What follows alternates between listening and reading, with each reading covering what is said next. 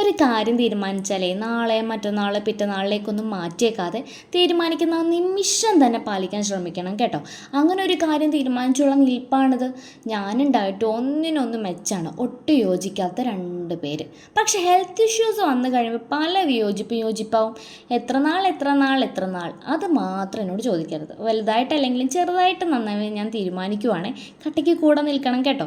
ഡയറ്റിൻ്റെ ഭാഗമായിട്ട് അടിപൊളി സ്മൂത്തി, തലേ ദിവസം പാലിൽ കുതിർത്ത് വെച്ച ചിയ സീഡും ഓട്സും, രാവിലെ അതിലേക്ക് almond, dates, apple, banana seeds, പിന്നെ കുറച്ച് മിൽക്കും കൂടെ ചേർത്ത് അടിച്ച് കറക്കി ഒഴിക്കണം.